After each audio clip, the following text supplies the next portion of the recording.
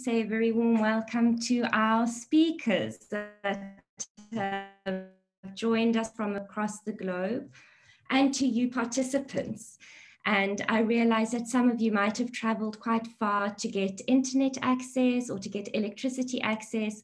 I know that not all of you are native French or English speakers, and not all of you are comfortable with this, the Zoom platform. So thank you very much if you've taken extra effort to join the session. So given that our session is going to be on communities, we'd very much like to find out who you all are within the audience. So we ask you to please, there's going to be a Padlet link that my colleague Leletu is going to put in the chat box. And we invite you to please click on this link and just pin on the map where you are in the world, and put your name if you feel comfortable and your organization, and take a photo if you feel comfortable with sharing. So my colleague is just going to share that Padlet link. And then while you fill in where you are in the world, so we can get a sense of who we all are in the room, I'm going to just go through some of the housekeeping slides. Okay, so here we've got the Padlet.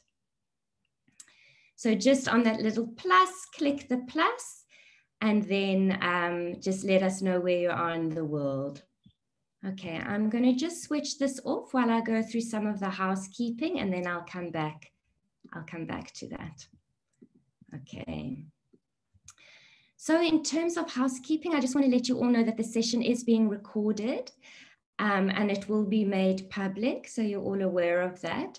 I also want to invite you to please use the Q&A box if you've got any questions for the speakers, if you've got any recommendations or requests for Mr. Topping, our high-level champion, to please put those in the Q&A box. Please also let us know which speaker you'd like to answer your question. If we don't have time to answer your question during this session, please do email us with your question at info@cdkn.org so that we are able to answer your question. We can email you back. If anyone is having any difficulties regarding any technical difficulties, I ask that you just put that in the chat box. So use the chat box for technical issues, and to use the Q&A for questions. We're going to have a quick Zoom poll just for our M&E purposes, and we ask that you please complete that as well. Okay, just very briefly, before we go, while you're still filling in your Padlets, I'm going to just go on to the session objectives. So our session today is on community, and we are not putting forward a romanticized or idealized representation from outside about community, but rather we are going to be hearing from community members themselves on how they have faced the very real and brutal challenges of food security during the COVID pandemic. So the first section of this session will be focusing on hearing from our community members, who are then going to put forward recommendations to Mr. Topping about how they can sustain these measures into the future, and also how we can learn from these measures in terms of supporting existing resilience means when facing climate impacts in the future. And then we're going to open up some time for Q&A, and we will hear the response from Mr. Topping before we move on to the second section of the session, where we'll hear from panelists from sub-national government. We'll hear from experts on climate finance to hear their recommendations and their views on how to support community initiatives. So without further ado, and in order to save time, let me first see about how we're doing with the Padlet. Siobhan, could you show us, can we have a look and see where people are? Okay, Gosh, we've got people from as far afield as New Zealand, Australia, Europe, Africa. This is wonderful to see. Thank you very much. Please do continue to place your pin so we can see where you're all from. Just very quickly, can we start the Zoom poll, Siobhan? We've just got 2 questions we'd like you to quickly complete before I hand over to Mr. Topping. Okay. Thank you. If you could just quickly fill these in for us, just so we can again get an idea of the participation for our M&E. Okay, I'll give another minute.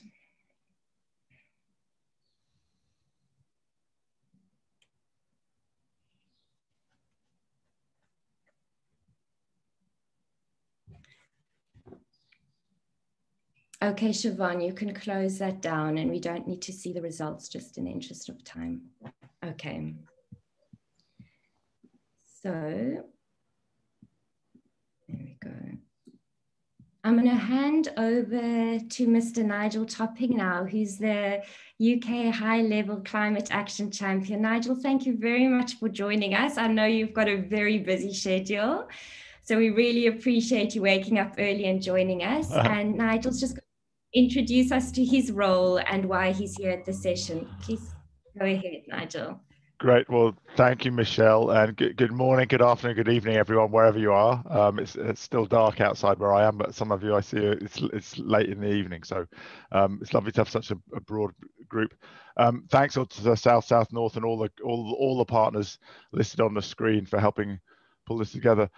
Just for those of you who have never heard of a high-level climate action champion before, I should just explain the role. So the role was created in Paris.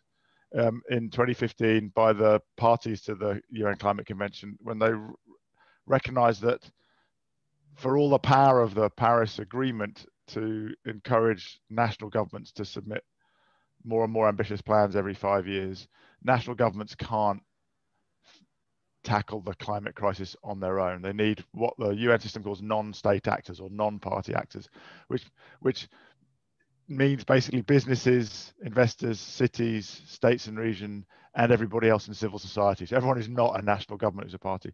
So the role was created to run for 2 COP cycles. So I was appointed by the UK to carry out this role until the end of COP 27, which of course will be the African COP. And I work with Gonzalo Munoz, who is the COP 25 champion. He apologizes for not joining us, but it's like 2 o'clock in the morning or something in Chile, so although he does sometimes get up crazy times to join us. And so our job is to drive ambition and action across mitigation and adaptation in non-state actor communities, so mainly working with groups who work with businesses, cities, investors, civil society, rather than individual organizations. So it's a sort of network of networks. It's called the Marrakesh Partnership because that was launched at COP 22, which was, of course, was in Marrakesh in Morocco. So that's the community we work with.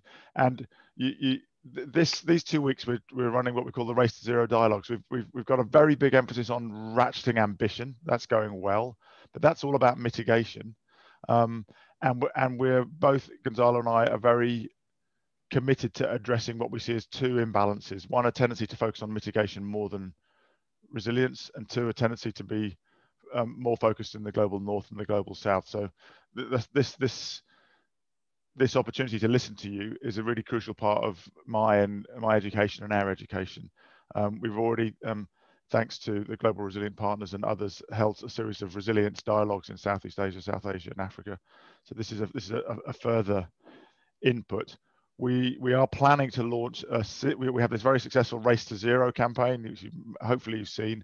We're planning to launch a sister campaign focused specifically on resilience, and particularly on human resilience, like what needs to happen to address the climate vulnerability of the most vulnerable in society, whether in an urban setting or in a rural setting.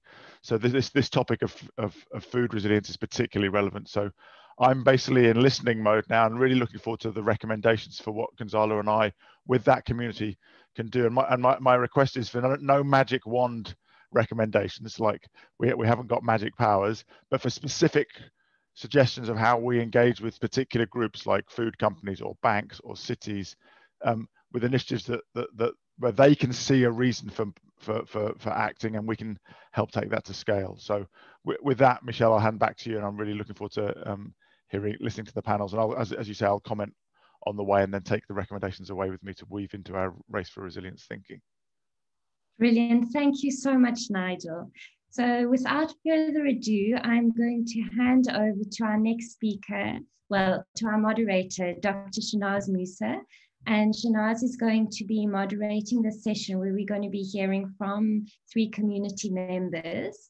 Shehnaaz is a director of South North and also the director of CDKN. She's got very wide experience ranging from water, infrastructure, chemical engineering. But I know, Shehnaaz, that this area and hearing from the community members is very close to your heart, because you grew up very close to where one of our speakers grew up, and you're very aware of the challenges that communities face, but also about the resilience and expertise that is found within communities. So please, Shehnaaz, go ahead. Thank you, Michelle. And yes, completely. I've still got lots of family living in that area. So I'm very aware of the issues, particularly now during the COVID period that these communities are being faced with, as well as the sort of innovative solutions that are coming to the fore. But for me, it's an honor to be moderating the session. And I just looked at the participant list, and there's lots of old friends and colleagues. So welcome to everyone. As we head into the panel discussion and presentation, I just wanted to give some background to our series of stories that CDKN, together with ICCCAD and the Global Resilience Partnership, are pulling together, and it's called Voices from the Frontline. So it's really a true Southern partnership between ourselves in Africa and ICCCAD, and they're based in Asia. The intention of the series was and it still is, to harvest stories of community responses to the COVID challenge, and with this, to draw out lessons for how communities will eventually respond to the climate emergency we're heading into. We've got 22 stories thus far have been published. They come from countries including Bangladesh, India, Nepal, the Gambia, Fiji, the Solomon Islands, Zimbabwe, Congo, Kenya, South Africa. So really wide ranging. And from these stories, one of the primary emerging lessons is that the main issue facing communities on the ground is food security. So I don't think this is a surprise to any of us, but it really is scary to realize that during the climate emergency, the issue we're going to be faced with is one as basic as access to food. Our 3 presenters will talk to this challenge and how it has played out in their respective communities. And with that, I'd like to introduce you to our first presenter. She is Miss Caroline Atieno Odira from she's a Women Empowered volunteer from Kenya. She comes from Nyando, in one of the climate smart villages under one of the CGIAR's research programs on climate change, agriculture, and food security. She's also studied sustainable agriculture and rural livelihoods, and she's currently a volunteer facilitator on issues of women empowerment in a community. Her work is to ensure that women take leading roles in issues of food security and climate change. And with that, I'm handing over to Caroline, who will tell us the story of how her community responded. Thank you, Caroline.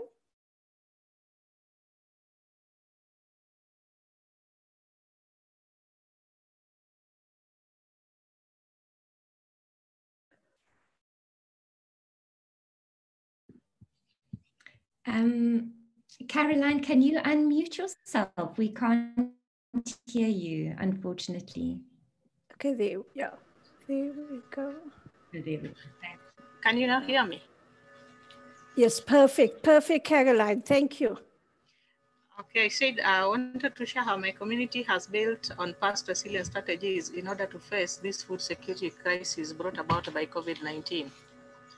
In our community, we have enhanced the use of farmer TOTs, or what we call community paravets. These are people who've been trained by the government veterinary officers that they help now take care of the health of the animals. This support has been very necessary because since the COVID-19 issue, the agricultural officers and even the non-governmental organizations that were offering the extension services are no longer in the community. So these people have really been used to help take care of the health of the animals, and especially the shots and the chickens that are owned by women whose percentage of illiteracy levels are very low. Then we've also embarked onto collective marketing. We realized that formerly people just used to produce and then they take to the markets individually. But since the COVID-19 issue and the challenge brought about by transportation, then we have embarked on collecting goods together, produces together, then they are taken to the market just by one person. This has also helped in increasing the income. We've also gone to the direction of bulk purchasing of inputs. So those who are already in the community contribute together, then we do bulk purchasing. This has also helped in realizing some better profit because we realize that when you do bulk purchasing, then the prices of the goods are a bit cheaper. Then there has also been a lot of linking more farmers to the smart farms. Smart farms are some small pieces of land within my community where the non-governmental organizations, researchers, together with the farmers have displayed technologies. And we've been crying out the issue of literacy levels. Most women learn by seeing. So when they're linked to these smart farms, then they're able to see the technologies that have been displayed, and then they replicate that when they go to their homes. We've also encouraged internal exchange visits of women just within the community because people are not allowed to move out of the community. Then now we encourage those who, the early adopters, then we encourage people to visit them so that whatever they've done can also be replicated by other people. There's also been enhanced issue of value addition, just simple value addition, like in the tomatoes and the onions, you find now we have grading, we have packaging. So once they are graded and then they are packaged, then you realize that when you sell the first grades, the second grades, then they fetch higher than if you just have everything in one basket and sold. Then we also have a fund, we have a scheme called Innovation, the Village Savings and Loaning Scheme, where we have some innovation fund managed by the women. Then formerly, only group members of these schemes used to access loans. But because of COVID-19, women have made a modality where we allow even other people who are not members of the group to access these loans. Of course, they bring back the interest with a higher percentage than the group members. So this has also helped women mobilize more fund to help manage the issues of their challenges from health issues to food security to environmental issues. Because of COVID-19, we realize most of the times now all or most the family members are within the homesteads. This then has called for more even fuel wood because there is now more food to be prepared. So to help curb the risk of a dependence on the trees, the natural regenerations, we've launched a campaign where we want many people, most people to join hands so that we have 1 million trees for food security for women by the women. We want to plant trees ranging from the fodder trees to the fruit trees to fuel wood trees so that we really move out of depleting the natural regenerations. So for for our suggestions or recommendations, we still appeal for more learning and demonstration sites to be established. At least if we had maybe 2 or 3 smart farms in a particular village, then we realize that people will have more places to visit for learning. Then we also appeal for more support on research and extension work, so that whatever technologies, whatever new ideas that researchers still have in the offices can be brought to the community through our extension workers and to the community, so that we help address this issue of food security. So all in all, we join hands together so that we contribute and we plant 1 million trees for food security for women and by the women. Otherwise, thank you. Thank you, Caroline, and thank you for your recommendations too. I'm going to move on to the next presenter, and then at the end of all, we will look at all the recommendations. So our next presenter is Ms. Samidha Patil. She's an architect and urban planner, and so I'm keeping the introductions to the speaker short because we are running out of time, and Mr. Nigel Topping needs to leave even before the close of the session. So Ms. Samidha, I'm handing over to you. So if you can unmute yourself, please, and then, yeah. Thank you. Yeah, thank you, Shehnaaz. So keeping things short, just to give you a brief idea what happened in India and especially neighborhoods like Dharavi. The lockdown that was announced due to the COVID was without any prior notice, and the initial weeks of the lockdown, people were quite left helpless. And the immediate impact was the food security, the issue of food security, especially for people of low-income groups and daily wage earners. India has quite a good percentage of workforce that kind of culminates the daily wage earner as well, whose basic purpose is earning daily wages and feeding themselves on daily basis. So having announced a lockdown without any contingency plan was quite a challenge, especially at ground level. And neighborhoods like Dharavi, where we have been working, there quite a good percentage of people are from low-income groups and daily wage earner background. So the community leaders saw the issue in the initial weeks, and and they already anticipated that an acute food crisis or shortage would lead to chaos in the neighborhood. And with coronavirus around the corner, it would lead to massive unforeseen conditions and situations. So hence the community leaders and community groups who have formed on the basis of long-lasting relationships that they have built over the period of time, came together and started sourcing food and distributing food initially from their own personal savings. Of course, a few weeks in the lockdown, as Dharavi started making headlines, as a one-on-one cases were getting reported, it was announced as a containment zone, and several other NGOs and civic organizations came to support the food supply.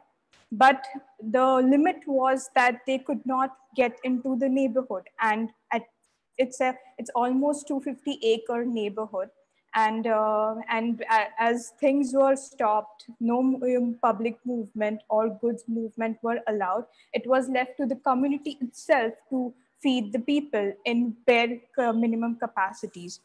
However, the communities have, through their existing strong networks, they first identified people.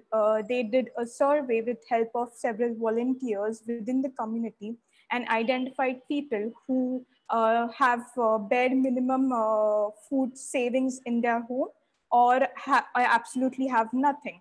And they came together and started organizing bulk food content and even cooked meals, and were providing all those packages on a door-to-door basis.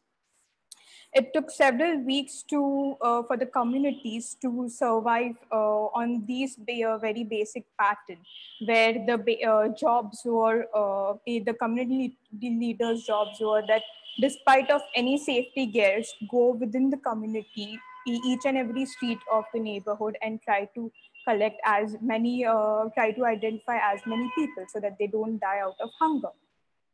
Having said this, in India, containment zones were declared, and very strict social distancing norms were been also imposed. And even there were cases of massive police brutality, which even the community leaders and their volunteers had to face.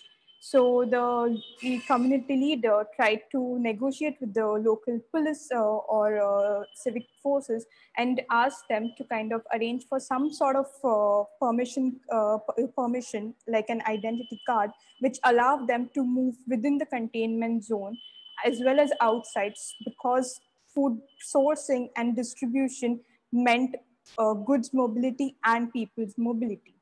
So these were some of the immediate responses which the community members themselves took. Now, this was able to happen because of the strong agencies that have formed, collective agencies that have formed within neighborhoods like Dharavi. People, low-income groups, we all know, have managed to survive through strong networks, strong local networks. And in times of economic and social despair, these networks have come to support. Here, even the women took quite stronger roles, as we know that in India there are several women savings group and women self-help groups which have organized for years together to provide a livelihoods opportunity and empowering women, marginalized women in India. These groups, in time of lockdown, came to the rescue of not just the local community, but also of the governments, local governments and state governments. For example, in Kerala, the southern state of India, a group called as Kudumbashree Group. It's a massive women collective, which managed to prepare meals and supplied to not just to the quarantine centers, but also to the prisoners who absolutely had no support of food. In Dharavi, women who had very bare minimum savings tried to capitalize on their networks and source food and utensils to cook meals for people who are in the quarantine centers as well. And they made sure that they supply food which is nutritious as well, and not just something which is not edible because it's cooked at a massive level. So in a nutshell, what we have understood is that at any given crisis, the community, the strong community agency has come to as a first rescue operation for the community itself, because the ground realities are quite different than when they are just considered at the policy levels. Here, a nationwide lockdown and a central act was declared. So all the powers were controlled at the central level, but the community needed some sort of support and to kind of mitigate the challenges that they were going to face.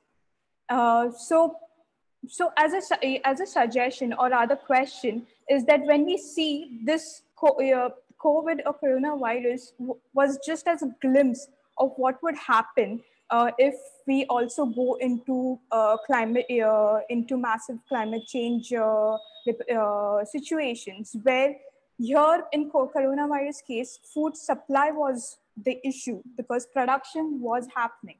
But when we in the climate crisis, when food production would be an issue, how can we as community members would form a resilient systems to continue the community? And so these are some questions that we started dealing with after the whole situation, after the whole experience of the lockdown and the pandemic.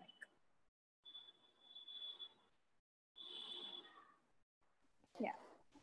Thank you. Yes, thank you, Samidha. Yes, for those insights and also just how it links to the presentation before. So I think it's quite nice to see this thread running through the presentations. And with that, I want to introduce you to Beauty Mani Paulo, also known as Beauty Bokwani. And Beauty comes from very close to where I grew up. Her specialization is in childhood development, and she is a manager at Zoe Educare. Beauty, over to you.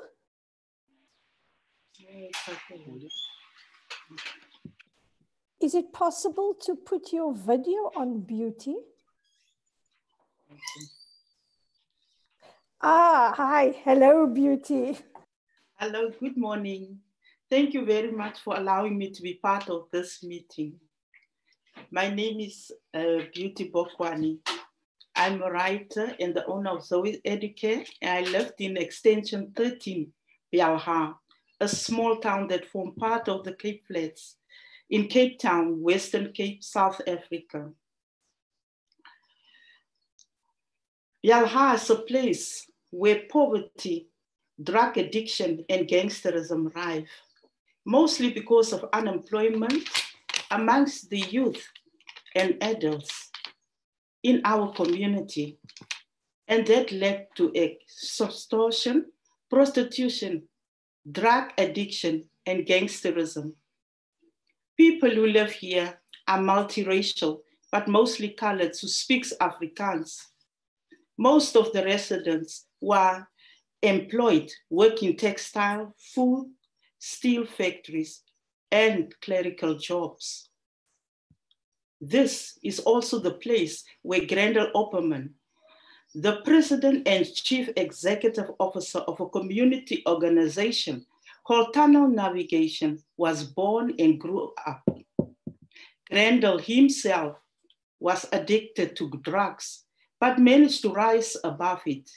He went to the University of the Western Cape to obtain an honors degree.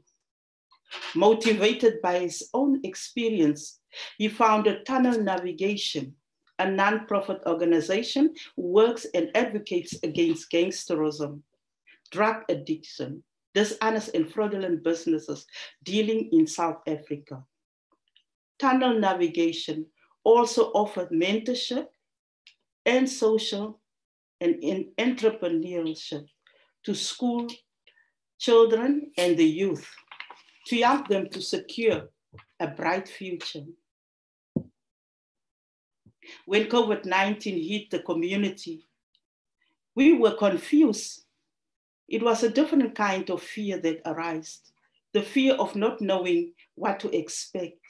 Most of the people lost their jobs during lockdown and had to rely on a monthly grant of 350 Rand, which is worth 22 United States dollars. It was provided by the government. Some of the people managed to get jobs in soup kitchens. The loss of employment, together with the hunger and frustration, soon led to increased domestic violence and attempt of suicide. But Grendel and his team took COVID-19 as an opportunity to create solutions for the communities by going to the streets and provide hot meals and food hampers to children and their families. They bought the food with the organization's own funds, and the youth volunteered to distribute the food and the food parcels.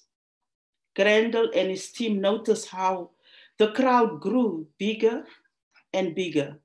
It made them realize that they needed more food and cooking utensils. They just couldn't keep up with a growing demand, Grendel decided to approach some of the local ventures like Tinky's Feeding Scheme, Woodstock Breweries, and Sharon's Soup Kitchen, and the ward councillors as well. Travel Navigation and the team also realizes that most of the children and their families didn't wear masks properly or maintain social distances and good hygiene. Tunnel Navigation used the feeding ground as a place for sanitizing children and their parents, educating them on the seriousness of basic hygiene and social distances measures. They also distributed masks made by local women. Children and other members of the community were in charge of cleaning and sanitizing the ground where the food was being served. The outbreak of COVID-19 has pushed Grendel and his team to look for sustainable solutions to ensure food security in the face of future uncertainties. After a lot of research and assessment of community needs, Grendel has identified indoor vertical farming as a potential sustainable solution to end hunger. Indoor vertical farming is a process of growing crops in vertical stacks layers in a controlled environment. It optimizes the use of indoor spaces and controls the growth of plants by adjusting light. Our community are in desperate need of organic vegetables. If we can introduce indoor vertical farming, they can even grow vegetables in their lobbies, parking areas, and containers. Such indoor farming facilitates the growth of plants without weather interruptions. This kind of farming will not be affected by temperature and rainfall variation, thereby ensuring the food security from generation to generation. Grendel also planned to establish youth centers in all provinces of South Africa, which will serve as tunnel to guide and mentor children who grew up in violence, poverty, and drugs. Grendel wants to provide training on life skills, computer, art, and craft, and entrepreneurship. To secure the future of young people, he hopes to partner with university students and qualified professionals to mentor the students on these various issues. Although both plans are still in the making, Grendel has already started seeking land, assessing funds, and coordinating with potential partners. He also intended to create a bursary fund to be awarded to a group of students who wish to continue with their studies. Furthermore, he plans to set up a recruitment agency to assist young people who are seeking jobs. It would be so much easier if we could have financial support from the government, bigger and more established NGOs, business owners, and financial institutions. We desperately need the help of experts and visionaries like, for instance, Mr. Nigel Topping and others,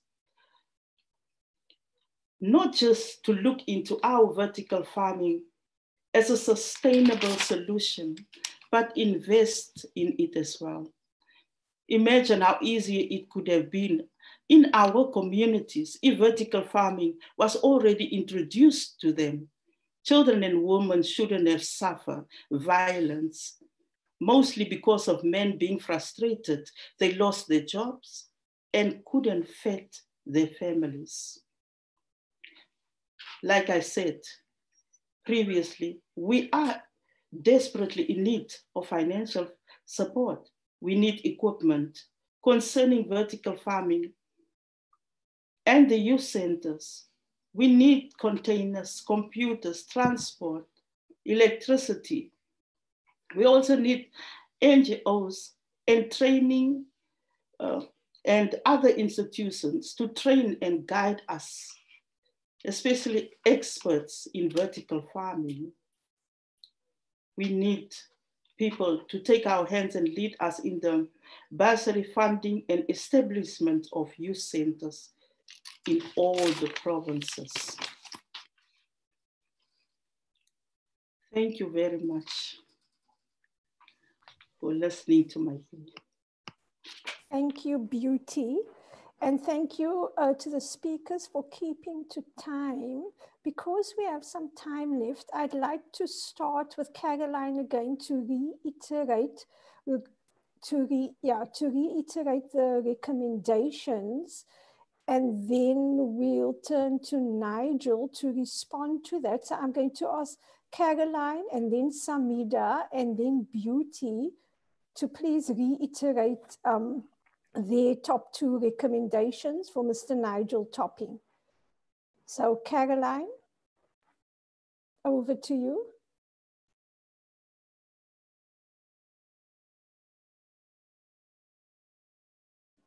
Just check that you're unmuted, Caroline.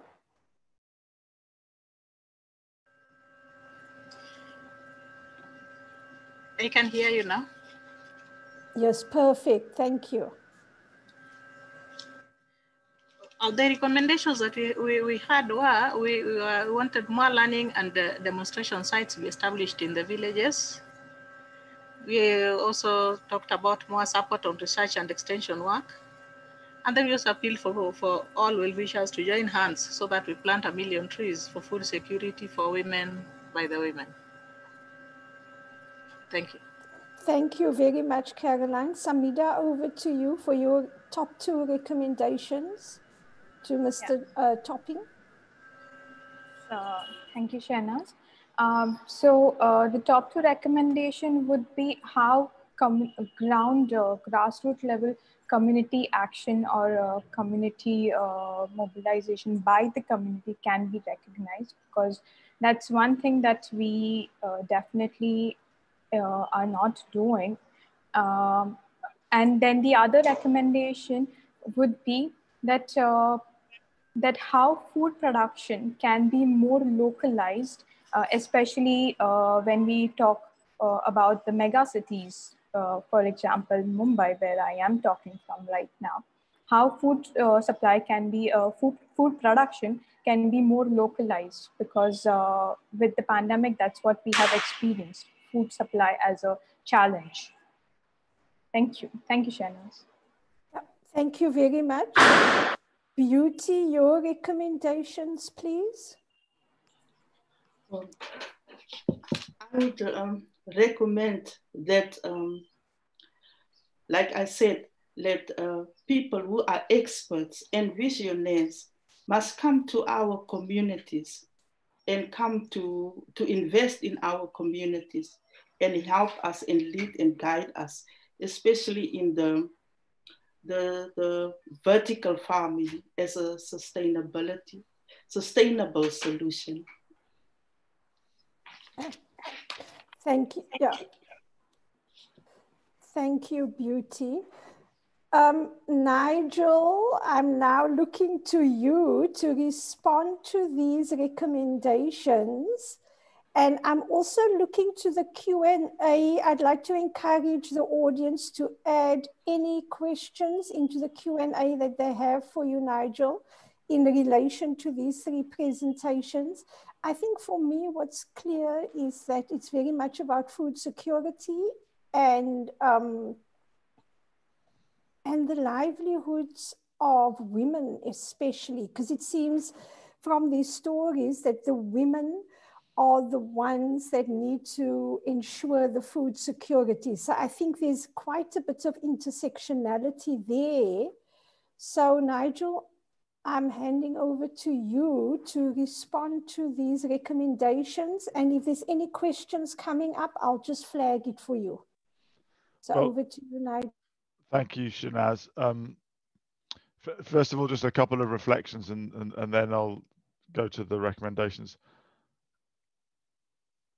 I mean, first of all, thank you to Caroline, Samidha, and Beauty for really through your stories bringing to life the just the seriousness of the issue of food security, and how in many ways it feels like this COVID experience is maybe a rehearsal for climate shocks in the future. It's also clear this is very complex, right? You're talking, I mean, Beauty, you talk about the sort of intersectionality of poverty, drug addiction, gangsterism, unemployment, prostitution, domestic violence, mental health. I mean, these are all. So we're trying to break out of so many intersecting challenges. It's also really clear the two things that really strike me. One is I think when people talk about adaptation or resilience in the abstract, it often sounds like it's often portrayed as though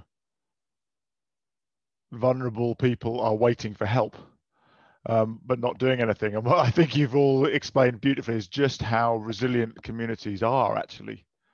And these are all incredible stories of communities in the face of real shocks, very creatively figuring out ways to come together. I mean, you've all described that in different ways.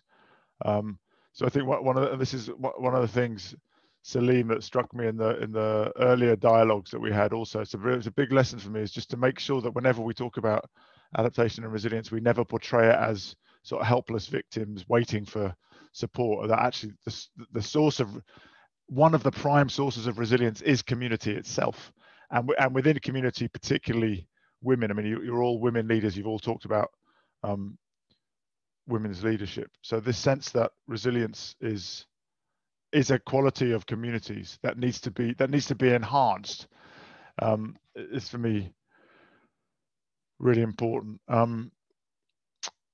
Let me just the sort of mix of ideas. I think that I'm always thinking about what's an idea, what's a recommendation that maybe 10 or 100 or 1,000 businesses or cities or investors or banks could get behind to make it scalable, so that they could then work with the group of communities or a group of NGOs working with the group of communities. So I think Caroline's idea of women planting trees for women and by women is a very strong scalable idea, and actually there's quite a lot of momentum around that idea in the world now. So how could that be scaled, community by community? So if you had 1,000 communities, Caroline, in Africa where women are planting 1 million trees, that's 1 billion trees, and then I also think the other idea that I really like is the idea of demonstration sites. You talked about the way that particularly where there's low literacy levels, learning by seeing rather than learning by reading is more powerful. And I wonder whether there are ways of working with food companies who have a kind of value chain footprint in a certain area, perhaps, and or cities. I think it was, yes, Samidha, you also talked about the localization of food. I wonder whether there's a way for cities to have a relationship with surrounding communities to encourage demonstration sites, which encourages more productivity. And I liked your example, Caroline, of the value addition from some simple grading. So that the idea of the tree planting and the donor sites both seem like scalable ideas to explore in the race for resilience. Then actually several of you talked about communities coming together to start collectively sourcing inputs, marketing, distributing food. And I wonder also whether there's a kind of, again, you'll tell me if one of the challenges is so much of this stuff has already been tried. So I'm trying to think out what's scalable. I wonder whether there's a community toolkit for cooperative procurement and distribution that can then be made available to many communities through the NGO network. Maybe that already exists, but it seems to me from several of your descriptions that collectively sourcing and marketing has immediate benefits. I also wondered, Samidha, you talked about local production for cities. I wonder whether, city mayors have become a very powerful voice in climate change. And I know I'm working with C40 and GCOM and ICLEI, the global organizations who work with mayors. And one of the good things about mayors is they're closer to the front line of communities than national governments often, right? The national governments have layers of government between them and citizens, whereas mayors are normally much more closely face it. So I think that there's a growing awareness, and the C40 have certainly done a big piece of work recently on resilience. So one thing we're exploring is trying to figure out what's a city's resilience program that, again, if 1,000 cities can do it, and if part of that was exploring the relationship with local food production, I think that could be really scalable. I don't, and then beauty. I love the indoor vertical farming idea. I wonder. I know that for example, IKEA, the international sort of furniture and home products company, won a prize, I think 2 years ago, for creating a very cheap, very easy to assemble emergency refugee shelter. So I'm just wondering is if there's I'm just wondering is there a kind of a design competition or something where some international food or farming companies might be persuaded to support the idea of rolling out vertical farming in communities around the world. I don't know. I think that seems to me something that could be sort of modularized and then made available through NGO networks to many communities around the world, and probably something that's also investable, right? Because there's probably quite a predictable flow of income from vertical farming, so there might be something creative to do with banks and food companies there. So yeah, Shehnaaz, are there any other questions? Those are my first really for me, and I know the big challenge, and I know many of you have been working on this for decades, so you'll tell me, but we have to sometimes keep dreaming that we can overcome these challenges. One of the challenges, of course, is how to break this huge problem down into chunks which are village size, which can then be scaled back up to be programmatized, so that we have 1,000 villages or 100,000 villages.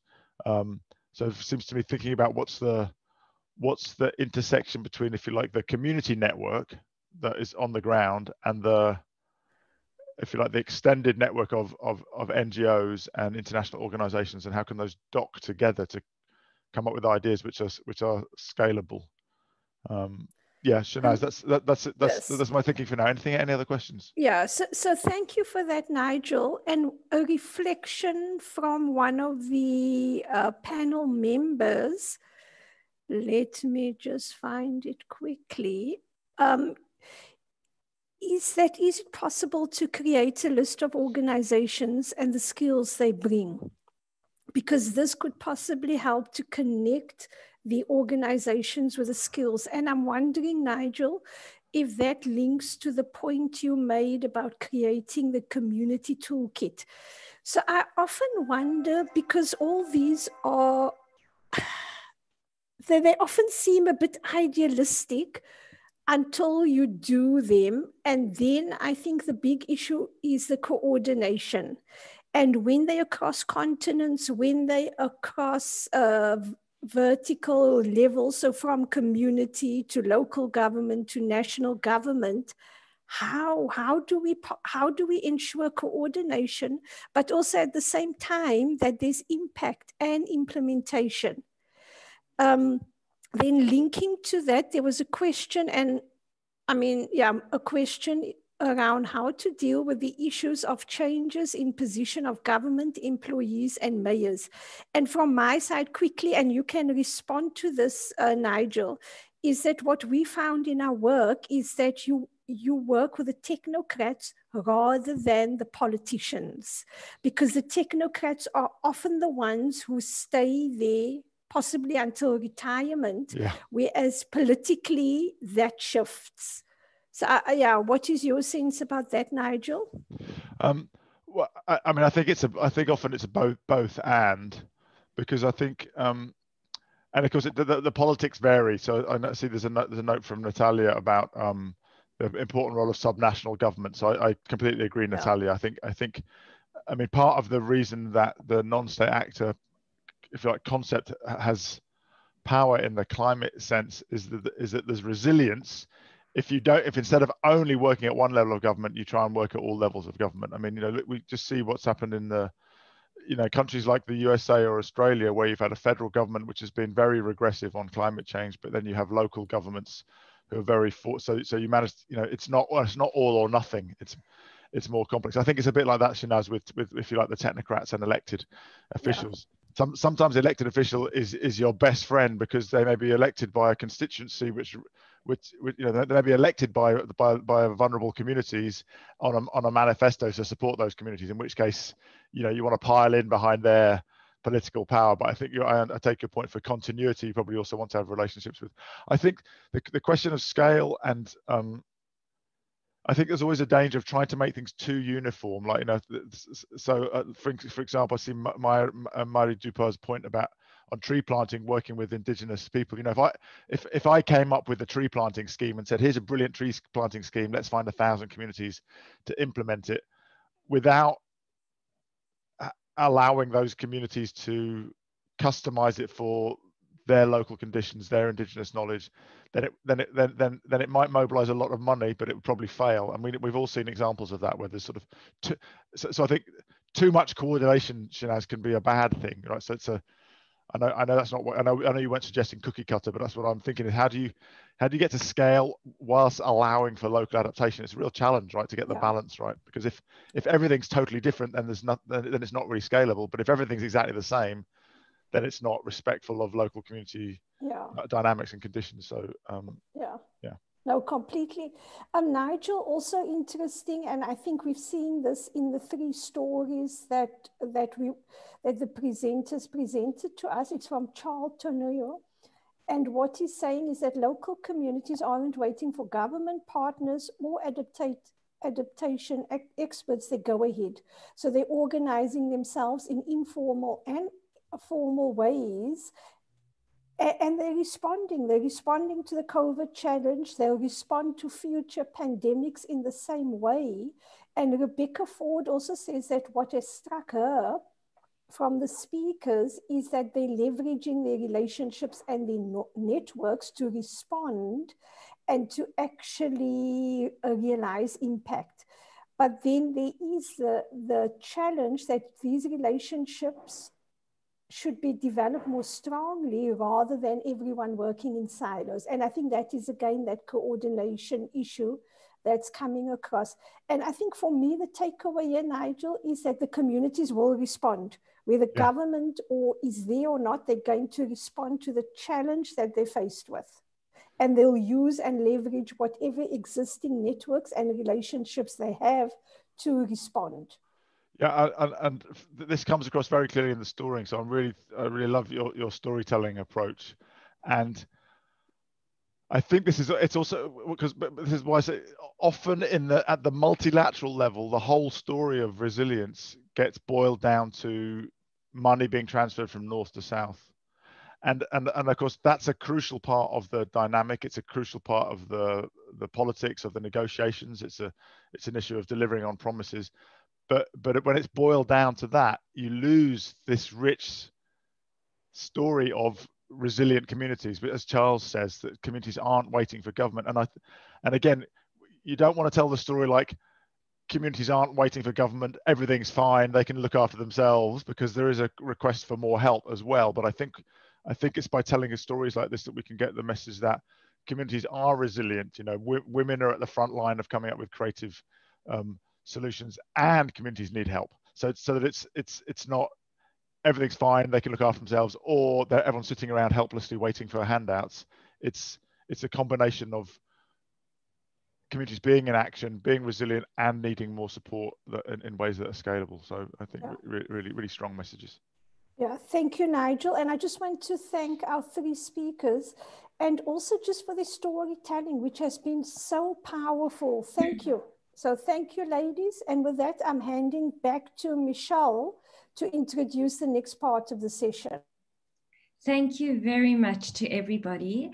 I'm going to, in the interest of time, I'm going to move ahead and introduce you to Professor Salamil Hook, who's going to be moderating the next part of our session, which is a panel discussion. Professor Hook is a director at ICCCAD, and he's a world-renowned and much respected researcher into climate change adaptation. He's been the lead author in 2 of the IPCC assessment reports. So Professor, we're very honored to have you here, and I hand over to you now. Thank you very much. Thank you very much, Michelle. And good afternoon to everybody from Dhaka, Bangladesh, where I am located. Please call me Salim, with no need for formalities here. It's my pleasure on behalf of my center, the International Center for Climate Change and Development, to be co-organizing this event with CDKN, Shehnaaz and her colleagues at CDKN. And it's my pleasure to be doing the moderation for this part, which is a panel discussion with 4 very interesting and eminent panelists. The first one is going to be Dr. Megan Spires from ICLEI Africa. Then we were going to have Mr. Adam Sawadogo, who is the president of the Center for North Council in Burkina Faso. Unfortunately, he couldn't connect with us, but fortunately a colleague, Mr. Agustin Ouedraogo, will be able to join us. Incidentally, he'll be speaking in French. So for those of you who want to hear it in English, you will have to use the interpretation button at the bottom of your screen. And then we'll have Dr. Kamaleshan Pillai, who is with CDKN and an expert on local level finance. And fourth, we will have Ms. Runa Khan, who is the executive director of Friendship, which is a big NGO based in Bangladesh that has been working with vulnerable communities for over 20 years. I will ask each of the panelists a question. They have 5 minutes in total, and we are a bit pressed for time. So I would ask them to kindly stay within their time allocation if they can. And also, and just to remind them that at the end of 5 minutes, Michelle will step in to let them know that their time allocation is over. So please bear that in mind, and don't mind if she does that, because we do have to be a bit strict with time. And so what I would suggest they allocate their time towards is to spend 4 minutes answering the question and sharing their experience and knowledge, but keep a minute at the end of their 5 minutes to remind us or remember to put a recommendation to Nigel as the high-level champion, because that really is the intention of this particular webinar, is to give him some messages that he can then take forward in his role as the high-level champion.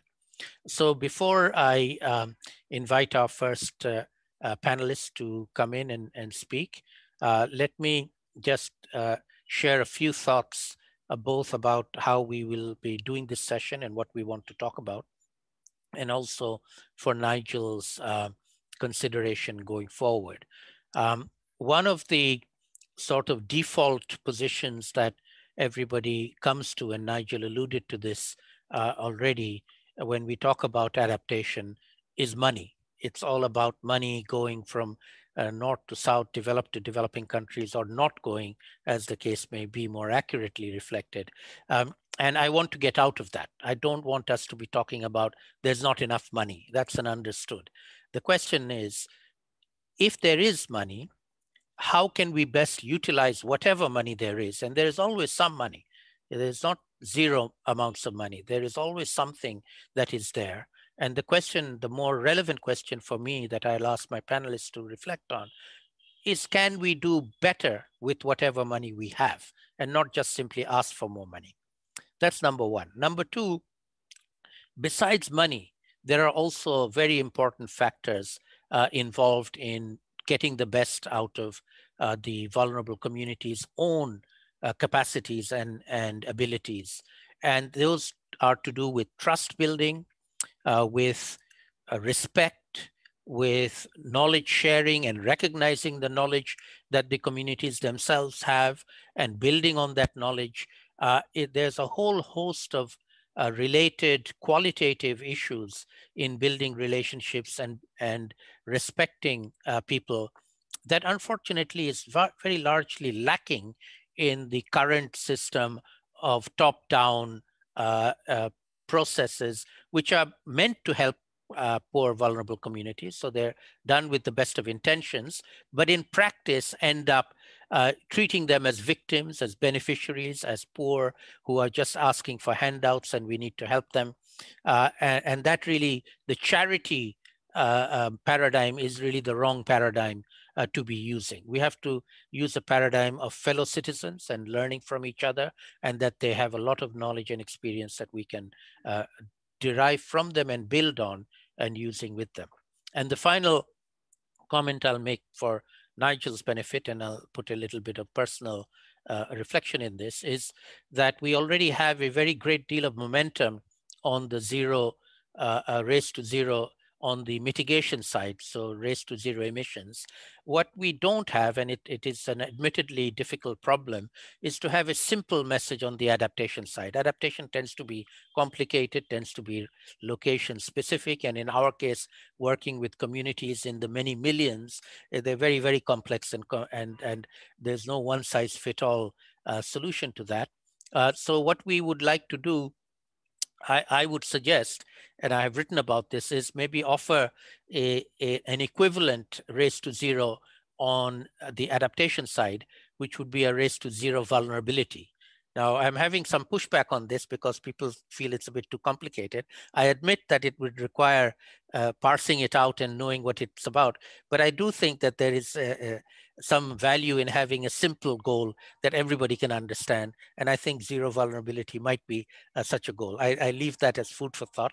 And I would now invite our first panelist to come in and share her thoughts. It's going to be Dr. Megan Spires from ICLEI Africa. And the question for you, Megan, is what sort of city-scale finance are you thinking will make the best difference from your experience working in cities in Africa? Megan, you have the floor and you have 5 minutes.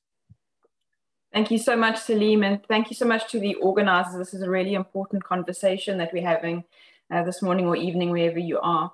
I think this question really speaks to a core topic that as ICLEI we've been tackling, particularly over the last few years. And in fact, just on Thursday last week, we closed our Local Climate Solutions for Africa Congress. And the focus of that Congress was exactly on this issue, on city scale finance and how do we unlock greater levels of finance at the city scale where, as all of us know here, the rubber hits the road and where politicians and technical officials are in closest contact with community members. So I think what struck us really in terms of those 8 days and 36 sessions was that there is such appetite for these conversations to continue. And there is this growing momentum to discuss these circumstances, despite us dealing with the COVID-19 pandemic.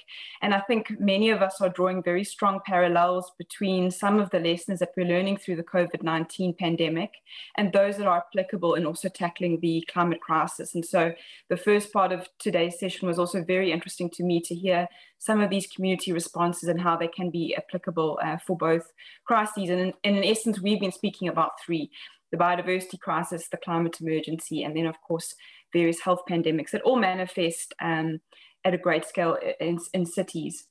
So some of the work that we've been doing is really trying to unpack this issue of finance and what can we do to ensure that it meets the needs of the most vulnerable in the most suitable ways. I really respect and understand this challenge of scale versus context-specific solutions. And so for many months initially, we were looking at having conversations with the big funders, the Green Climate Fund, the Global Environment Facility, the big banks like AFDB, DBSA, AFD, to try and look at what scalable solutions could work at the city scale.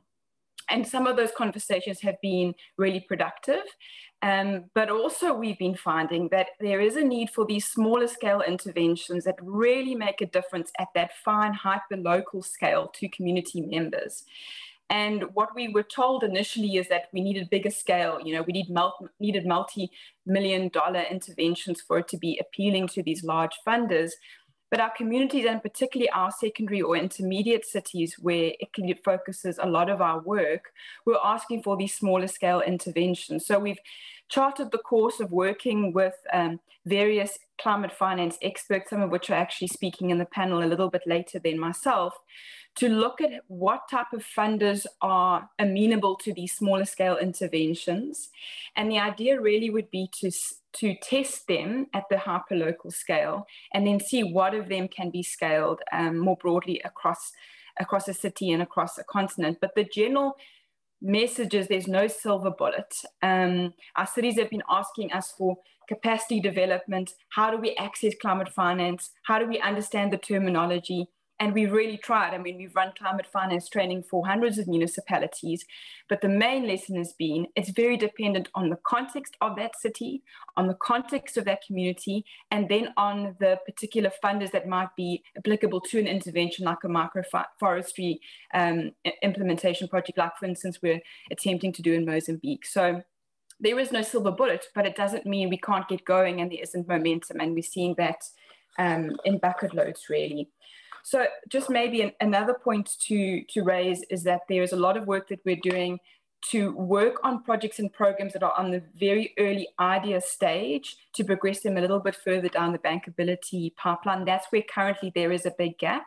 At the pre-feasibility and feasibility stage, there are more players at work. So doing a lot of work at that idea stage to unpack how do we finance this particular intervention? And I think continuing on a continued level, that does need increased work. Then I've got only a few seconds now to provide some recommendations from our work. I think the one would be to say, please, climate champions, work with us and other city networks to make the case to national governments that it is worthwhile of your resources, attention, and time to work more closely and in a co-productive fashion with cities and do more multi-level governance, because it's good for your mandates, for your policies, and ensures that they're implemented. Then number two would be, how do we look at mechanisms that are better at the final or hyper scale, and how can the UNFCCC and other big global bodies back those particular interventions and say to funders, it doesn't always need to be multi-million dollars. Number three, how do we provide incentives for countries and cities to work on projects that are not just about output? So how do we value the process? And that's about breaking down power dynamics, involving community members, including indigenous knowledge. There needs to be incentives for that to happen because it's often seen to be expensive from a time and resource perspective. And my last point before I end, Salim, would just be to say, please watch out for the climate finance roadmap for African cities that we'll be developing in the next few days and months that will document all of these lessons that we unpacked during our Locks for Africa Congress and our other work. Excellent. Thank you very much, Megan, for an excellent set of information and your recommendations. I look forward to seeing that report when it comes out. Please do send it to me. I'd now like to invite our second panelist, who is going to be Mr. Agustin Ouedraogo, who is from the Centre for North Council, Burkina Faso. He will be speaking in French, so those of you who want to hear it in translation, please use the interpretation button, and you can then hear it in English. Monsieur Ouedraogo, would you like to please take the floor, open your microphone and speak? You have 5 minutes, 5 minutes pour vous. Oui, bonjour à tout le monde. Merci pour cette initiative qui permet aux gouvernants de s'exprimer à une échelle un peu plus haute. Et avant de commencer, je voudrais tout d'abord excuser Monsieur le Président du Conseil régional, Monsieur Adama Sawadogo, qui, pour des raisons techniques, n'a pas pu se connecter et être parmi vous ce matin. Alors, pour ce qui concerne la région du Centre-Nord, une région à forte majorité rurale qui vit essentiellement de l'agriculture et de l'élevage. Et cette région est confrontée aux effets des changements climatiques. Et comme vous le savez, actuellement, nous vivons une crise sécuritaire et doublée de la crise sanitaire de la COVID. Et cela a rendu vraiment la vie très difficile aux populations de la région du centre-nord. Alors, les expériences en matière d'adaptation et de résilience sont énormes, même si elles restent insuffisantes pour vraiment soulager les populations de façon générale. Alors, et les initiatives telles que Région Adapte sont salutaires en ce sens qu'elles interpellent les régions, les gouvernants surtout, sur les effets des changements climatiques et impulsent un dynamisme à mettre en œuvre des mesures et des stratégies d'atténuation et d'adaptation. Alors, les initiatives de Région Adapte aident également à mettre en évidence les expériences des communautés, comme celle de la région du Centre-Nord, et à échanger des compétences entre les gouvernants et les communautés infranationales pour favoriser la résilience. Alors, en matière d'expérience pour la région du Centre-Nord, la région du Centre-Nord a pu, grâce à l'appui technique et financier de quelques partenaires locaux, les communautés sont intervenues dans la récupération et la revitalisation des terres cultivables. Elle est également intervenue à dynamiser les économies des ménages agricoles et maraîchers. Étant une région à la lisière du désert, la désertification étant prononcée, nous sommes intervenus dans la promotion de l'agroforesterie et la régénération naturelle assistée. Et la promotion de l'apiculture moderne aussi a été à l'actif. À cela, il faut ajouter la transformation durable des économies locales et la croissance inclusive, surtout des femmes et des jeunes. Et pour la gestion humanitaire et la prévention des risques de catastrophes, nous avons le Conseil régional avec ses partenaires se sont mis dans l'assistance alimentaire et l'eau potable et l'assainissement. Et le renforcement des moyens d'existence et de relèvement des ménages pour une plus grande résilience aussi sont à mettre à l'actif du Conseil régional et de ses partenaires tout au long de cette année.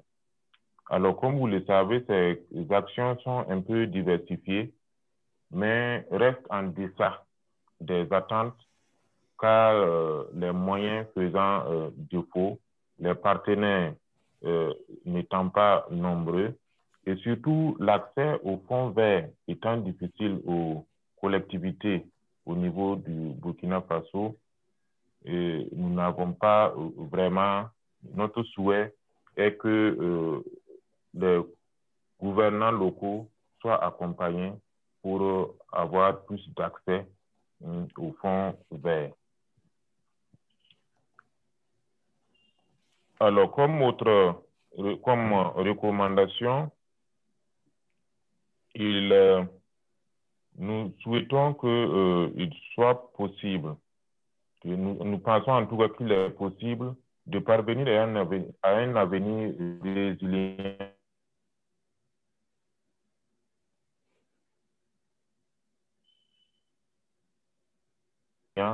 en se concentrant uniquement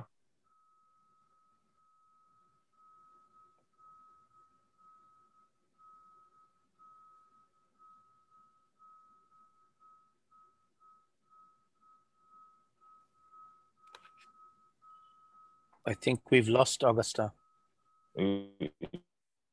Parfait. en se concentrant sur les mesures d'atténuation du climat. Alors, à cela, il faut la météorologie.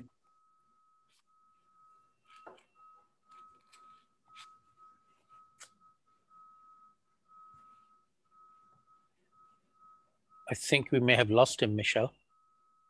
Yes, I think I can see him, but I can't hear him, and our time is up now. Okay. So we should go. So a very big thank you to Mr. Augustine for talking, and apologize that we're cutting you off now. Michelle, thank you very Salim, I wonder if yes. someone could ask him to write his recommendations in the chat. Absolutely. He got Absolutely. cut off just as he was making his recommendation. Yeah. Good point. Could somebody on the CDKN side kindly ask him to put them in the chat box so that we can read it. He can do it in French. I can read French. My wife's French Canadian, so don't worry. Excellent. So tell him to write in French. Yeah. That's a great suggestion, Nigel. Thanks. So let us move on in the interest of time to our third panelist, who is going to be Dr. Kamaleshan Pillai, who is with CDKN and has experience in particularly local level finance. And the question for you, Kamaleshan, is what kind of experience are you having now in the COVID-19 situation that you think would be relevant for us to move forward in particularly climate finance for grassroots communities going forward? Kamaleshan, please, you have the floor. You have 5 minutes. Thank you so much, Salim. So what I'll start off by saying is that I think that there's significant learning that can be gained from the COVID-19 experience. And even though there's likely to be similar economic shocks from a result of climate change in terms of climate hazards, what we will see in climate change that is slightly different is this kind of creeping effect that will have impact on the kind of economic diversification of different countries. And that will obviously have cascading impacts in terms of, firstly, job losses, unemployment, because of changes in economic structure and stranded assets, and as certain sectors probably won't be able to transition appropriately to the physical and transition risks. I think at the community level, just from my own personal experience, we have been seeing more financing products that have been available at the community level. I mean, typically there is a lot of knowledge of microfinancing and microinsurance, but there is still a significant gap. And I'll also just reiterate the point of scalability being an issue to try and kind of aggregate the village level experience up to something that investors are likely to back. From a local community perspective, often see the issues of a lack of local financial resilience. And what I mean by that is the ability to save, so the less financial savings, and obviously the financial flows that continue to be quite top-down in nature from international climate finance actors to the local level. And that results in very slow lead times for finance reaching the community level. And then lastly, that amount of finance not being sufficient, which also inhibits the recovery time of communities that are exposed to climate hazards. So in terms of some of the experiences of COVID and how that could potentially help us in the climate change context, I wanted to pick on one particular case given the time. And I think the global financial crisis also points us in a lot of good directions, because it's a similar kind of economic shock that results in the same kind of cascading impacts. And we've seen, from global north experiences where, the use of stimulus packages were used strategically to try and set the agenda to something that was more climate aligned or more green aligned. So I'm going to pick on the example of New York, where after the financial crisis and something called the Recovery Act that was enacted, a lot of the financial flows were actually used in a climate context where some of the funding were used to start a green bank, and that was able to catalyze further financing for green specifically. And just to also reiterate Megan's point, there is a common reference that, we have innovative financing solutions, but often there's no silver bullet for adaptation and resilience because of the difficulty in comparison to mitigation. And a starting point is still and will continue to be good public financial management that will allow for an architecture that delivers reliable and stable climate finance flows. And this includes clean audits, reporting assurance, developing a credit rating, developing track records, and obviously strong policy and governance. So aware of time, I'd just like to point one major recommendation from most of my work that has come through. And that is really the strategic engagement with international climate finance actors on capacity building, transfer, and institutionalized capacity for project concept development, financial structuring, and business model development at the local community and city level. I think at the moment, TA is focused primarily on proposal development. And one of the issues that we still see is this inability to create strong financial structures that go beyond grant financing. You know, the reliance on grant financing, specifically in a post-COVID context, is not going to be assured. And therefore, there's a need for climate finance for resilience to include multiple stakeholders that are able to address different parts of the financing model. So for example, concessional loans from development banks, guarantees and political risk insurance from national government, grant financing, you know, for technical assistance from donors. All of these together allow for a financing structure that can be bankable and ultimately a financial structure that is sustainable in the long term with less reliance on grant financing. So I'll stop there and hand back. Great. Thank you very much, Kamleshan, for that excellent sharing of information and examples, and also your recommendations, which we hope Nigel will be able to respond to. So now I'm going to move on to our fourth and final panelist for this particular session. She is Ms. Runa Khan, who is the founder and executive director of Friendship, which is a big Bangladesh-based NGO working with vulnerable communities all over the vulnerable, climate vulnerable areas of Bangladesh for over 2 decades now. Runa, thank you very much for being with us. My question to you is to reflect a little bit on your experience and share with us what you think are ways in which we can be more effective in supporting the local communities, particularly women and youth. You have a lot of experience in both. So we'd love to hear your experience on that. Thank you. You have 5 minutes. Absolutely. Thank you very much. So 20 years, I've been a witness of the impact of climate actions, you know, and climate change on communities. And for 20 years, we have been finding these adaptation solutions so that people could survive. And women and children have been in the forefront because, you know, 86% of the world is like, you know, there are youth and women, children. So we cannot leave them behind. And they have always been the forefront of our work. The men leave the community and they go away. And every time disaster strikes, poverty happens. And we need to have the humility to understand that there is no panacea for alleviating poverty. So we need to start with everything for these people. I've been working now, as I said, 20 years, and we've been working with some very, very strong themes. 1, you need to save lives, saving lives. 2 is poverty alleviation, because where do these people go? 3, empowerment. And all this is linked with the thread that 100% of our core work has always been solutions for climate impacted communities. We have, you know, it is to understand that the resilience of women and the strength of the youth needs to be in the forefront. I will just give you a little example. You know, we had this girl, a teenage girl of 16 years, and we never kind of said that, okay, she's too small or too young. And what we did was, of course, when we have our community training programs for disaster preparedness, she had learned also how to make rafts. And this flood, she saved 45 women and children, taking them across the river Brahmaputra, you know, and saving them. We had another person, you know, she was a young girl from Romari, which is in the north of Bangladesh, called Hamida. What she did was, we had just given aid because we had 4 floods with the COVID and the Amphan cyclones this year.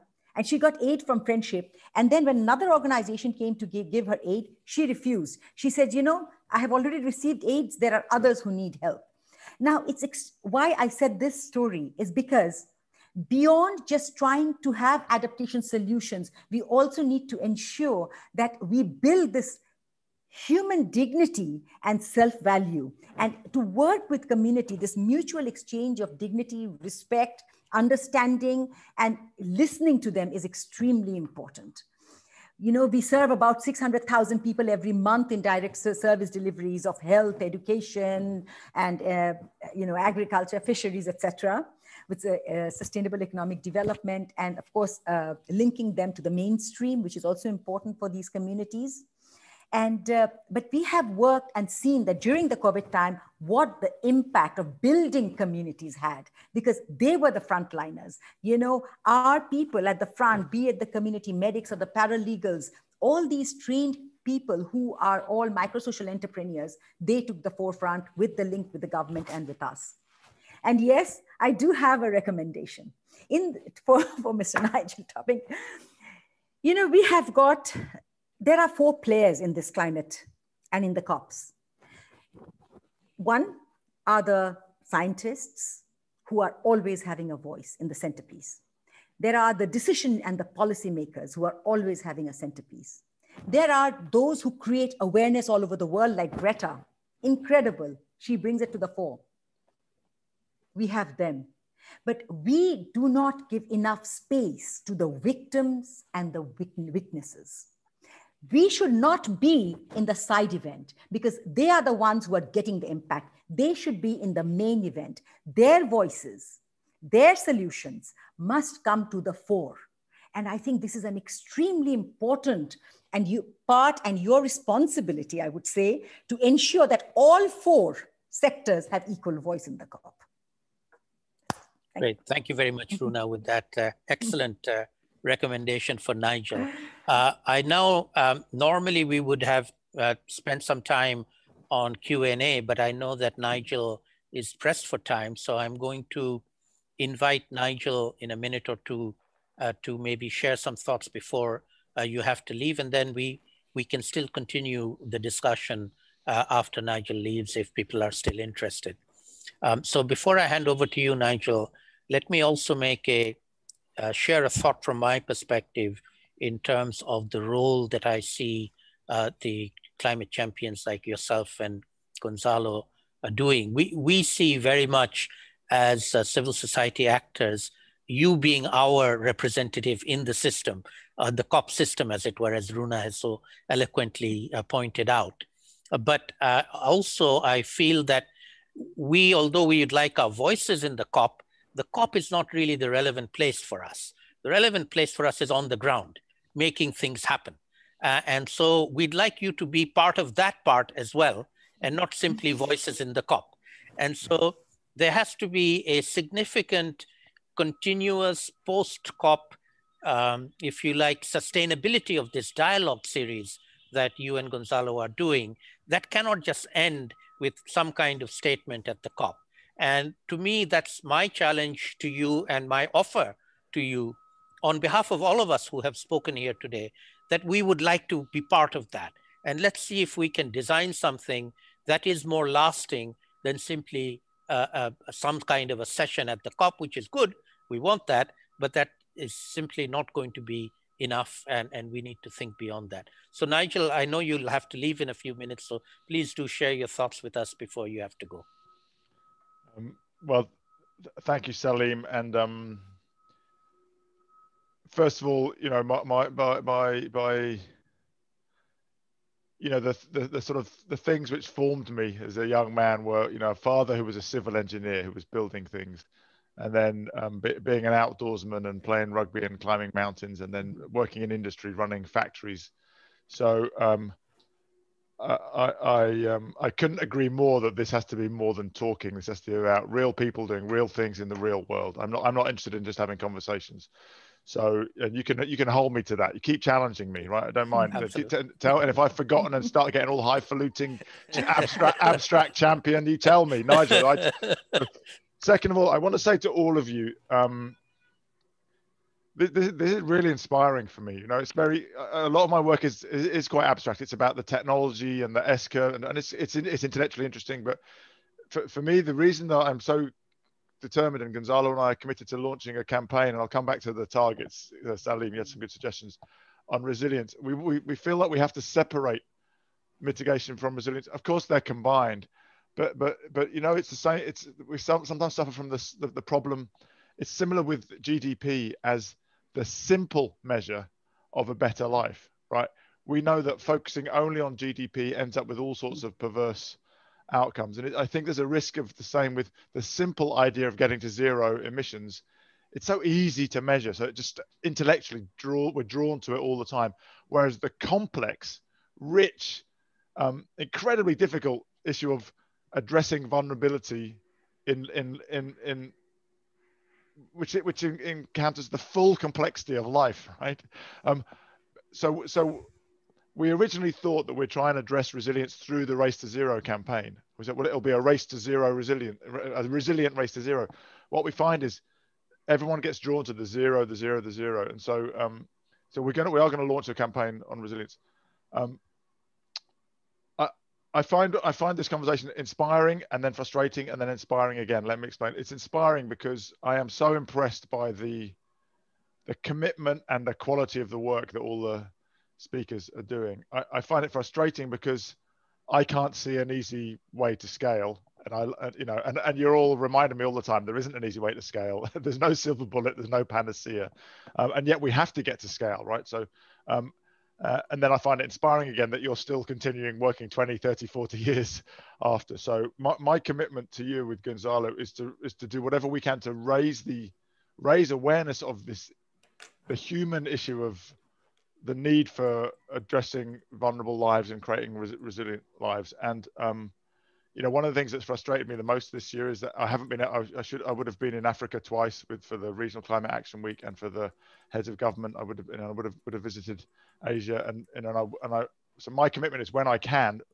I will come and visit, and I won't just go to government buildings. I will take your advice and go and see some projects on the ground in vulnerable communities. I know there's no substitute for meeting and being inspired, maybe sometimes being saddened by the reality of difficult lives, but also being inspired by the way that communities, particularly women and youth, very strong message from you all, are rising to the challenge and not waiting for handouts. And I think this is this is something we have to work really hard on, to say it's not one of victims waiting for handouts. There are victims. There is climate injustice. There is our power asymmetries.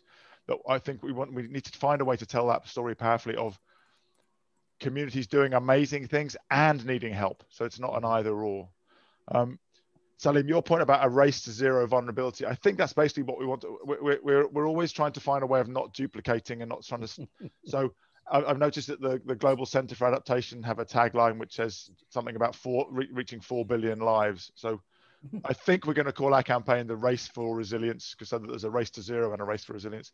And I think we'll focus on human lives touched as the metric. Of course, that's not easy, you know, but I think just partly as a brand and as a campaign to make the point to the whole world that this is about human lives. So let me come to some of the recommendations. And I'm sorry, I don't think we've got Augustin's. Let me respond to the ones we've got, and then I'll see if I can ride that. First of all, Megan, well, it's just music to my ears, the work you've been doing. I really look forward to that report. Definitely will work with the city networks. I mean, I see, you know, Gonzalo, there's 2 champions, right? And we have one small team, and we're committed to strengthening that team so that it lasts beyond our place in the role. And we're keen to have a small team in Africa. And we're talking to South, North about how we might do that, and by partnering with those who are working in Africa and then similarly in Southeast Asia and other parts of the world. But definitely we'll work with the city networks and this idea of multi-level governance. I mean, I was on the advisory board for the Coalition for Urban Transitions report, which does a really nice job of laying out the importance of governance at national, regional, and city level because of the differences in powers there. So that's something that we'll definitely do. And of course, we're already working very closely with ICLEI. I think,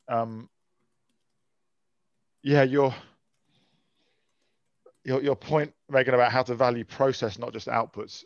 Gosh, if I knew the answer to that. And I think it's really important. You know, Otto Scharmer talks about paying attention to the social field, you know, investing in the social field, which is relationships and process, and that from them outcomes will sprout and grow and bear fruit. But it's very hard, isn't it, to get anybody to fund or to invest in, you know, community building, process, relationships, because I think that funding cycles fall into the same traps as the global model of capitalism, like demanding short-term returns. And sometimes you need to invest in something for 3 to 5 years to get the generational return. So I think that I'm with you on that, but I haven't found the silver bullet for that. But I've been doing a lot of my work in the last 10, 15 years, not in the resilience space, but it's all been about process and relationships, and it's very, very hard. You have to find ways of wrapping it up sometimes.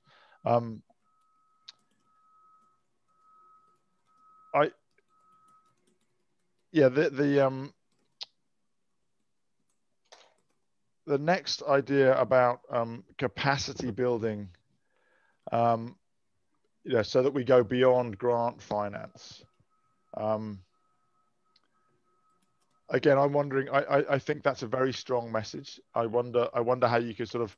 Again, I'm thinking how could that be packaged as something to be, and at what level is that? I wasn't sure whether that was at the level of country or city or region, but I think that again, that's something that I think could be packaged, again, recognizing the comments from many of you about the getting the balance between something which is packaged so that it's cookie cutter-ish and it needing to be implemented in a context specific way. But I think that the capacity building is also a strong message that it's again going beyond grant finance. I think that's a really strong message as part of this.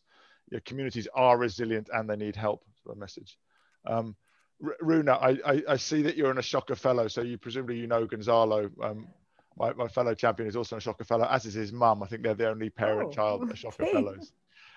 Wow. And Gonzalo, of course, with his work on the circular economy, has done a lot of work to create meaningful work in the informal sector. Like I think over 3,000 rag pickers work for Triciclos. So I think your point about I love the story of the 16-year-old woman raft builder saving lives, and I think we need to tell more stories like that. And so I'm thinking two things. I mean, we've recently launched our Race to Zero website, and so we'll be telling resilience stories on there. Then when we launch the resilience campaign, we'll figure out how we do that. Also, we've worked very closely with TED on the Countdown initiative, which launched in October. And I think it would be great to have some more stories of resilient communities, which are stories of hope, right? Because it's like, oh my God, they also sometimes shame powerful leaders, right? Like including myself, right? You think, oh my God, if a 16-year-old girl can do that, what am I doing? With my one life, what am I doing? So I think they're really important to tell those stories, not just the stories of how bad things are. I mean, in a nice way, you tell that story of hope. You wrap up the challenge in a story of hope. So you're not shying away from the challenge of disaster resilience or increasing extreme weather disasters, but you're saying that, look, this young girl or this young woman that's on the cusp, right? She's probably considered a woman in a community that is so young, right?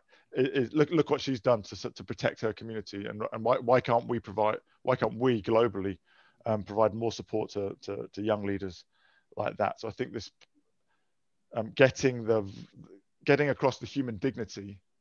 And Salim, that goes back to your starting point. Let's find a way of framing this always so that it's about recognizing dignity, recognizing that we have things to learn from each other, wherever we are in the world, and that nobody's got a monopoly on the truth or on power or on the right to live a dignified life.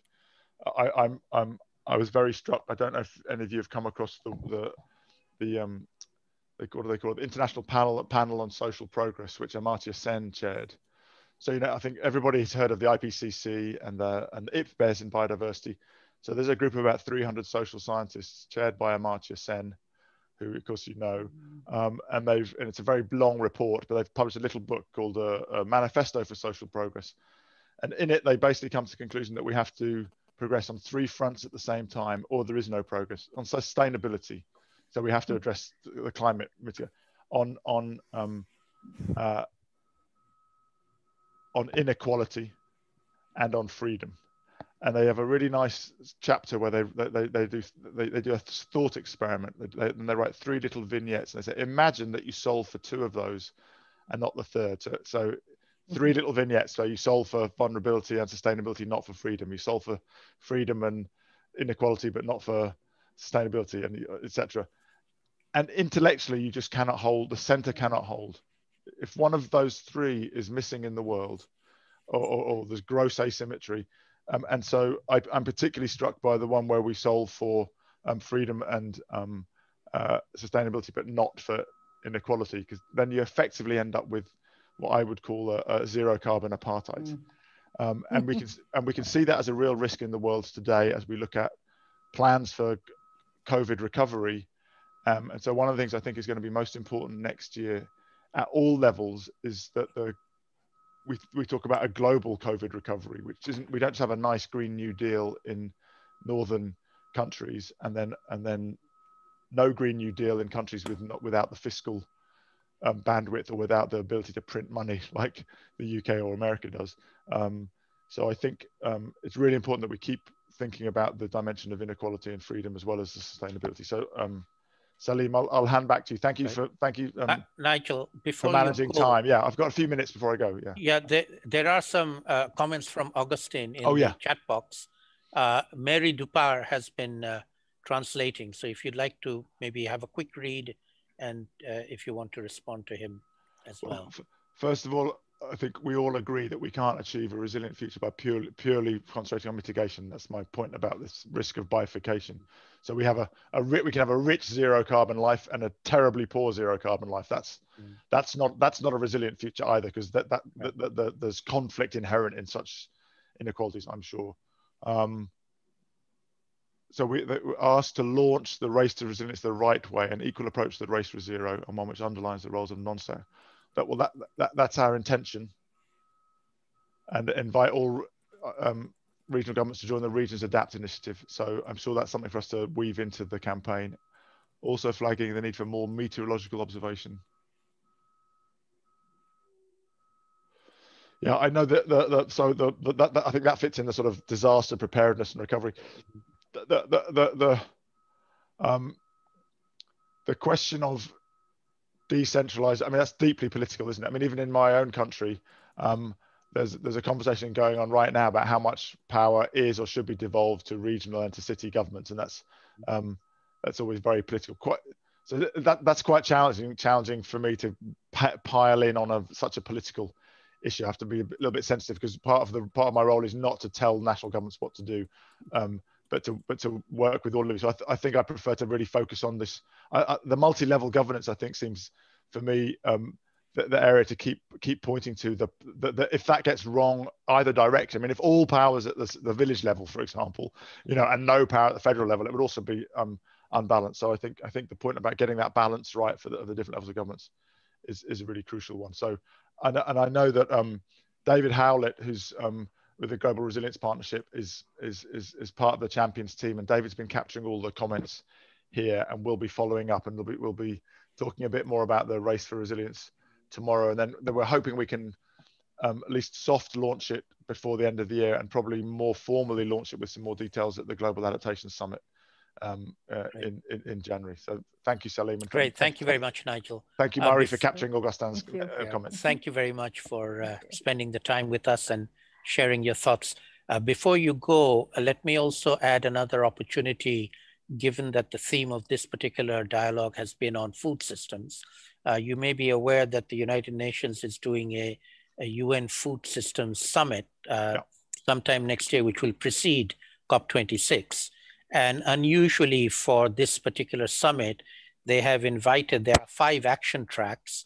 They've invited non-state actors to chair each of these. And I've been invited to chair Action Track 5, which is on resilience. And we are also in consultation modality and having lots of discussions with various people. I would invite you and the champions to perhaps engage with us at some point and bring the findings that you are bringing and finding out to the Food Systems Summit in particular, which will also have a much wider stakeholder engagement and not just be governments negotiating text amongst themselves, which is sort of the paradigm under which we've been doing these global summits for so long. So an invitation, I'll follow up with David Howlett and see whether we can organize that for you. And Thank Gonzalo, if both of you can come. Let me just quickly respond to Kamlashan's note in the chat. Kamlashan, yes, sorry, I didn't mean to suggest that that you're talking about no need for grant financing and replacing it. I think the phrase you used was going beyond grant finance. So I totally understand that. In fact, one of the things I think is problematic with the framing of that we often fall into of this being all about the 100 billion is that the 100 billion is not the solution. In fact, you could easily spend 100 billion very badly and not have much impact. Now, the 100 billion is a crucial part of the commitment that's been made and must be honoured. I'd be much more interested in, and I'm encouraging various people to do the analysis to say how much capital needs to be deployed, in Southeast Asia, in Sub-Saharan Africa, in the small island states. How much of that is multilateral? How much of it is national? How much of it is private? What are the different sources of that? I think we need to make sure we're in a solutions mindset. Like, what's the solution we need to deliver? What's the pathway to delivering that? The 100 billion will be part of that. So I think your point about crowding in, Kamlashan, we're very aligned on that. So with that, Salim and Shehnaaz and Michelle, thank you so much. It's been really rich, and I say David's got good notes, and so this is all really helpful as we build the Race for Resilience campaign that we would get ready to launch in the next couple of months. Thank you, and goodbye, everyone. So thank you very much, Nigel, and goodbye. Yeah, thank you, Nigel. Michelle, I'm in your hands now. What would you like to do? Well, I think that we've only got 4 minutes left. So I think that to respect everybody's time, we should probably close off now. But I just want to please ask people, if you have asked a question, let me just quickly, am I sharing screen? Yes. And it hasn't been responded to, or if you did want to ask a question, please send it to info@cdkn.org. We really would, it's been a pity that we haven't been able to see you and take your verbal questions, but we really do want to respond to you. So please do send us an email if you do have any questions you want to ask. And with that, I'm going to close off and just say a very big, thanks, I've been reminded. While I'm closing off, we're just going to have a quick poll for our M&E system. So Siobhan, thanks for the reminder. If you could just put that on the screen. I just want to say a big thank you to all our speakers. It's a pity we couldn't hear Mr. Adama because of technical issues, but we could hear from Mr. Augustine. So thank you, Mr. Augustine, for joining us on such short notice. And I want to say thank you to the partner organizations who helped put this session together, which is CGIAR, Regions for ICLEI Africa, and of course ICCCAD, and then CDKN.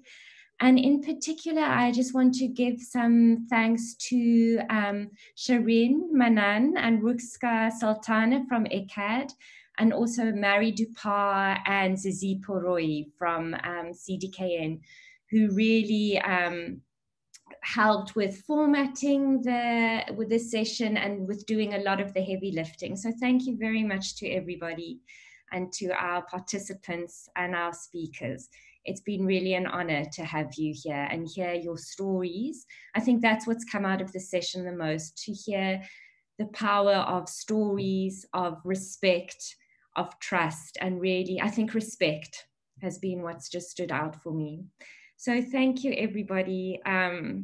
We really enjoyed having you here. We're going to close out with some music and hope you have a very good day and week.